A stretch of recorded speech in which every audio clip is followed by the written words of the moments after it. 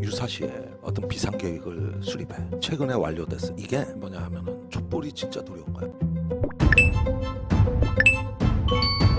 경호처가 또 사고를 쳤는데 앞으로도 계속 칠 것 같습니다. 윤석열 취임 2주년 기념에 경호처 주관으로 태권도 시범 행사가 열렸는데 여기에 군인들이 대거 동원되고 절대 군인이라 말하지 말라는 지시까지 내려졌던 것으로 알려졌습니다. 24일 JTBC 보도에 따르면 당시 행사에 참여한 관계자는 경호처 관계자가 장병들에게 군인 계급과 성명을 절대 말하지 말고 경호관 누구라고 말하라는 취지로 지시했다고 말했습니다. 전 청와대 관계자는 대통령 취임기념 행사를 비공개로 하는 것도 이례적이고 공개 행사도 아닌데 군을 강제 차출하는 건 문제가 될 수 있다고 지적했습니다. 이에 대해 대통령 경호처는 행사의 군인을 강제로 차출한 배경에 대해 대통령의 비공개 일정 관련해서는 확인이 불가하다는 답변만 내놨다고 JTBC는 전했습니다. 네, 매우 심각한 상황입니다. 하는 짓이 김정은과 동급입니다. 어처구니가 없는데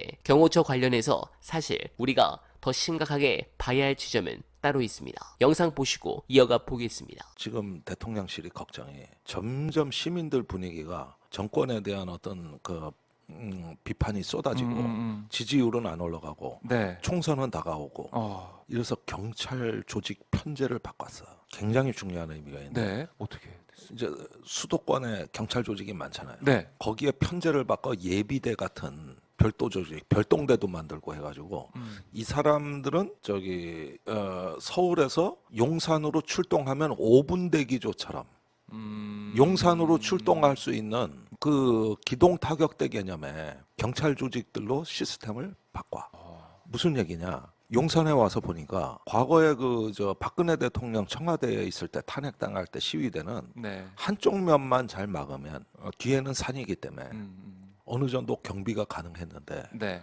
용산은 다 포위될 수 있다. 그때 이 경비 대책이 그러네요. 산도 없고. 그럴 땐 경찰들 다 끌어모아야 된다. 이래가지고 비상계획 시나리오를 짜. 유사시에 그러니까 경찰이 용산을 방위할 수 있는 어떤 비상계획을 수립해. 그래서 이게 최근에 완료됐어요. 보라고. 이게 뭐냐 하면은 촛불이 진짜 두려운 거야. 이 짓의 총사령탑이 누구겠어? 난 경호실이라고 봐요. 네, 이렇게 하는 이유는 최혜병 특검 때문이라 생각합니다. 점점 분위기가 올라오고 있고 조중동은 촛불이 마렵다는 칼럼과 함께 마치 2016년 가을 분위기가 나는 이 상황이 두창이는 두려울 것입니다.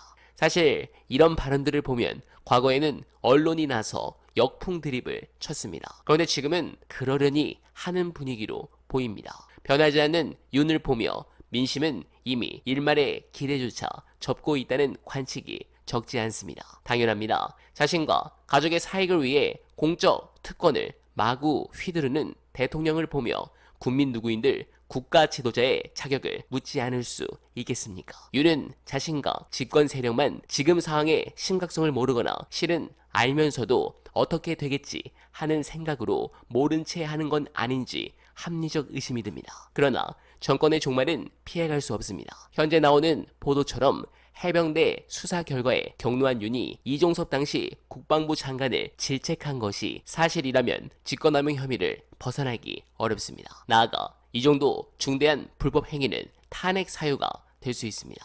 머지않아 다시 한번 탄핵의 촛불이 용산 전체에 가득하길 기원하며 어나바는 오늘도 최선을 다하겠습니다. 여러분 고맙습니다.